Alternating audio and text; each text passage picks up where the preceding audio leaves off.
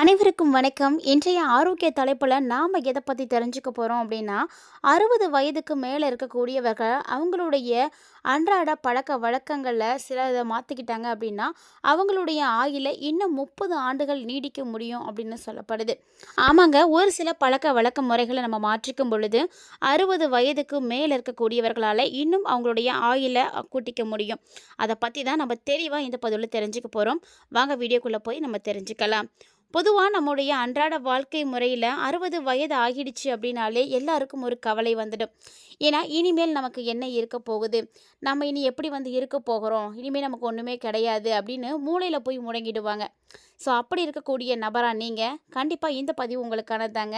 60 வயதுக்கு மேற்பட்டவங்க உங்களுடைய வீட்ல இருக்காங்க அப்படின்னா, மறக்காம இந்த பதிவ தொடர்ந்து பாருங்க.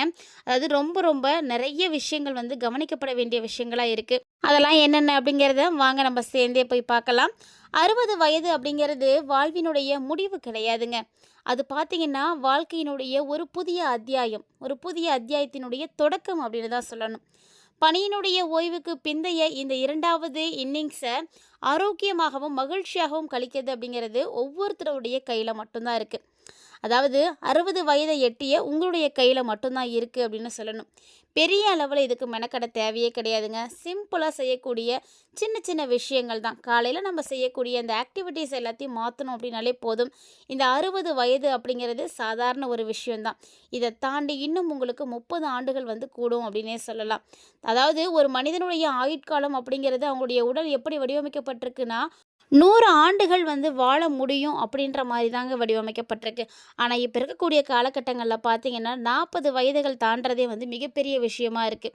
ஸோ இதுக்கு காரணம் பார்த்தீங்கன்னா, நம்முடைய அன்றாட பழக்கவழக்க முறைகள் மட்டும்தான்.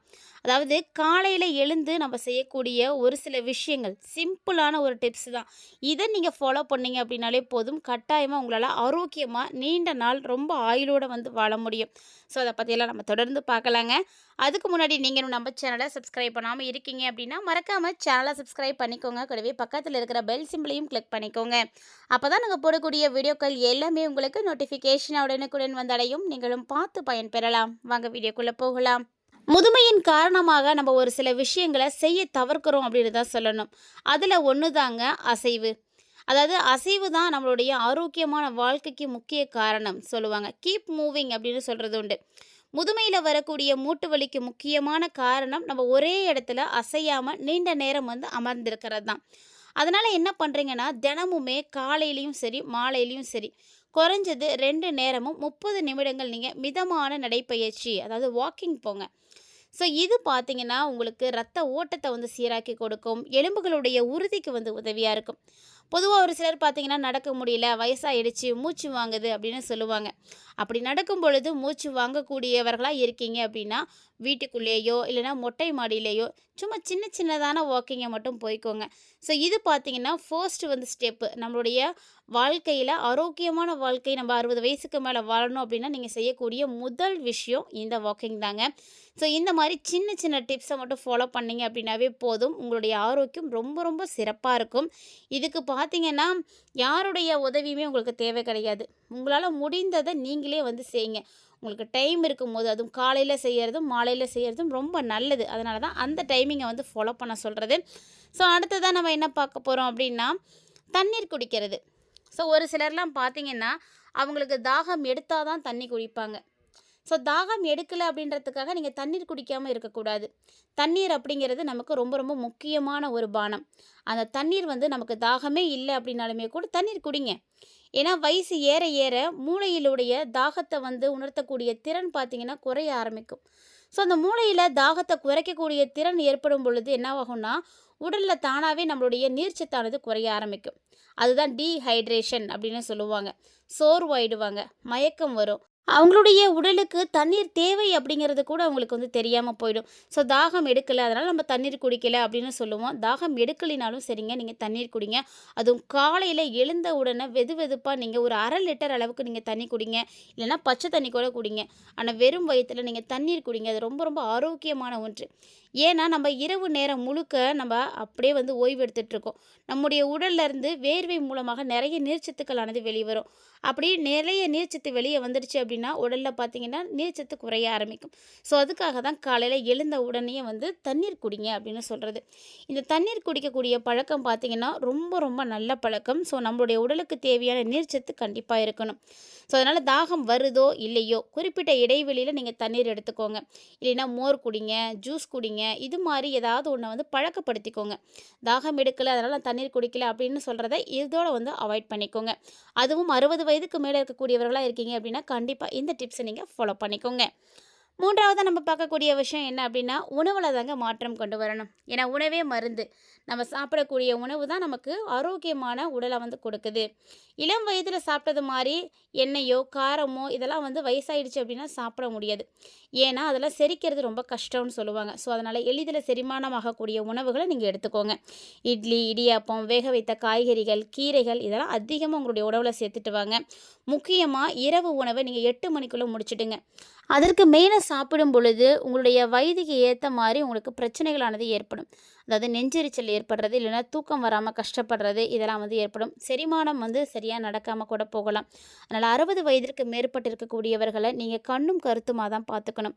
அதாவது 8 மணிக்குள்ள அவங்கள உணவு அருந்துற மாரி பாருங்க. அதுதான் அவங்களுக்கு நல்லதும் கூட.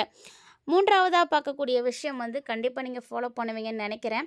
அடுத்து 4வதா நம்ம என்ன பார்க்க போறோம் அப்படின்னா, தனிமைய வந்து தவிர்க்கணும். அதாவது நம்ம எப்போதும் யாரோடையாவது கம்யூனிகேஷன்ல இருக்கணும். இல்ல அப்படின்னா நமக்கு அதுவே வந்து பெரிய வியாதியா மாறி போயிடும். உடல் ஆரோக்கியத்தை விட நம்மளுடைய மனம் ஆரோக்கியமா இருக்கணும். மனசுக்கு ரொம்ப ரொம்ப அமைதியானது தேவைப்படும். அதாவது உங்களுடைய மனசுக்கு சந்தோஷம் தேவைப்படும். அதனால தனிமை என்பது முதுமையினுடைய மிகப்பெரிய எதிரி.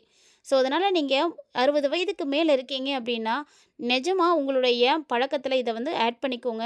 தனியா இருக்க பழகாதீங்க. ஸோ உங்க கூட யாராவது கம்யூனிகேட் பண்ற மாரி இருங்க. உங்களுடைய குழந்தைகளோ, இல்லன்னா நண்பர்களோ, இல்லன்னா பார்த்தீங்கன்னா, உங்களுடைய பேரப்பிள்ளைகளையோ கூட வச்சுட்டு அவங்களோட பேசுறது, விளையாடுறது இந்த மாரி வந்து நீங்க பேசிட்டே இருக்கணும். அது மட்டும் இல்லாம உங்களுடைய பழைய நண்பர்கள கூட நீங்க சந்தித்து வந்து பேசலாம். ஸோ இது மாரி நீங்க விளையாடுங்க, பேசுங்க. இல்லைன்னா உங்களுக்கு பிடித்தமான விஷயங்கள செய்யுங்க. உங்களுக்கு புக் படிக்க முடியும்னா புக் படிக்கலாம், பாட்டு கேளுங்க, ஆன்மீக ரீதியான கதைகள வந்து சொல்றது, கேட்கறது.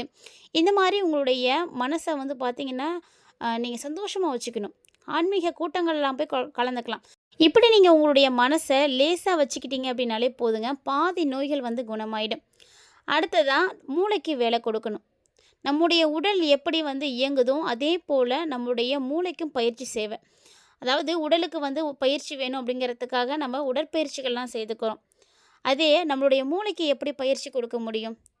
அதாவது பார்த்தீங்கன்னா, சுடோகு, குறுக்கெழுத்து போட்டி, புத்தகம் படிக்கிறது, இந்த மாதிரியான செயல்கள்லாம் நீங்க அதிகமா ஈடுபடுங்க. இது பார்த்தீங்கன்னா, உங்களுக்கு ஞாபக மறதி போன்ற பிரச்சனைகள் வரத வந்து தாமதப்படுத்தி கொடுக்கும். அது மட்டும் இல்லாம, நீங்க புதிய விஷயங்களையும் கத்துக்க முடியும்.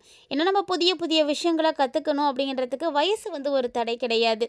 நம்ம எப்போ வேணாலும், எத வேணாலும் கத்துக்க முடியும். நமக்கு அதுக்கான மன ஆரோக்கியம் இருக்கு, மனசுல தைரியம் இருக்கு அப்படின்னாலே போதும். மேலும் பார்த்தீங்கன்னா, 60 வயதுக்கு மேற்பட்டவர்கள் காலையில எழுந்த உடனே வந்து, நீங்க இந்த முக்கியமான விஷயங்கள மட்டும் ஃபாலோ பண்ணுங்க. ரொம்ப ரொம்ப நல்ல ரிசல்ட் கிடைக்கும். ஸோ நீர் குடிக்கிறது 1வது. 2வதா பார்த்தீங்கன்னா, நல்ல நடைப்பயிற்சி செய்யுங்க. இல்லைன்னா எளிமையா செய்யக்கூடிய யோகா பயிற்சிகளை எல்லாம் செய்துக்கோங்க. அதேபோல 3வது பார்த்தீங்கன்னா, காலை உணவு சத்தான உணவுகளா நீங்க வந்து எடுத்துக்கணும். மேலும் நேர்மறையான சிந்தனைகளோடு எப்போதும் இருங்க. ஒரு நாளை நம்ம நேர்மறையான எண்ணங்களோட தொடங்குறது தான் நமக்கு நல்லது. உடல் ஆரோக்கியத்தையும் மன புத்துணர்ச்சியும் அந்த நாள் முழுக்க பராமரிக்கிறதுக்கு இதுதான் வந்து நமக்கு உதவியாக இருக்கும். அதனால் உங்களுடைய மைண்டை முடிஞ்ச அளவுக்கு பாசிட்டிவாகவே வச்சுருக்கோங்க. எதையும் நினச்சி கவலைப்படுறது, அழுகிறது இந்த மாதிரியான விஷயங்கள்லாம் செய்யாமல் புலம்பாமல் உங்களுக்கு பிடித்தமான முறையில் உங்களுடைய மனசை மாற்றிக்கோங்க. உங்களுக்கு என்ன பிடிக்குமோ அதை காலை நேரத்தில் வந்து அதிகமாக பாருங்கள், கேளுங்க. ஸோ பழகிறது, பேசுறது இது எல்லாமே 60 வயதிற்கு மேற்பட்டு இருக்கக்கூடியவர்களுடைய உடல் ஆரோக்கியத்தை மேம்படுத்துறதுக்கான ஒரு சிறந்த வழிகளாக வந்து பார்க்கப்படுதுங்க. ஸோ கண்டிப்பாக இந்த ஒரு விஷயத்தெல்லாம் நீங்கள் ஃபாலோ பண்ணுவீங்க அப்படின்னு நினைக்கிறேன். உங்களுடைய வீட்டில் இருக்கக்கூடிய பெரியவர்களோடையும் இந்த கருத்துக்களை எல்லாம் ஷேர் பண்ணுங்கள். அவங்களையும் நீங்கள் சந்தோஷப்படுத்துங்க. அவங்களுக்கு இந்த கருத்துக்களை தெரியப்படுத்துறதுனால அவங்களுடைய வாழ்க்கை சூழ்நிலைகளையும் அவங்களுடைய பழக்க வழக்கங்களையும் மாற்றிக்கிறதுக்கு ரொம்பவே உதவியாக இருக்கும். ஸோ இப்போ சொல்லுங்கள், யாராவது 60 வயது நமக்கு ஆயிடுச்சு அப்படின்னு கவலைப்படுவீங்களா? கண்டிப்பாக கவலைப்பட மாட்டீங்க. ஏன்னா உங்களுடைய 60 வயதை இன்னும் 30 ஆண்டுகள் கூட்டி உங்களால் ரொம்ப ஆயுளோட நீண்ட சந்தோஷமாக இருக்கிறதுக்கு உதவியாக இருக்கக்கூடிய பல விஷயங்கள பத்தி தான் நீங்க இந்த பதிவுல தெரிஞ்சுட்டு இருப்பீங்கன்னு நெனைக்கிறேன். கட்டாயமா இந்த பதிவு உங்களுக்கு பிடிச்சிருந்திருக்கும்னு நெனைக்கிறேன். உங்களுக்கு இந்த பதிவு பிடிச்சிருந்தது அப்படின்னா, லைக் பண்ணி விடுங்க, ஷேர் பண்ணுங்க, மறக்காம கமெண்ட் பண்ணுங்க. மேலும் இது போல நெறைய நெறைய இன்ட்ரெஸ்டிங்கான ஆரோக்கியம் சார்ந்த தகவல்களை எல்லாம் நீங்க தொடர்ந்து பார்க்கணும் அப்படின்னு ஆசைப்பட்டீங்கன்னா, மறக்காம நம்ம சேனல சப்ஸ்கிரைப் பண்ணிட்டு ஃபாலோ பண்ணிக்கோங்க. மீண்டும் மற்றும் ஒரு சுவாரஸ்யமான ஆரோக்கிய தலைப்பில் சந்திக்கலாம்.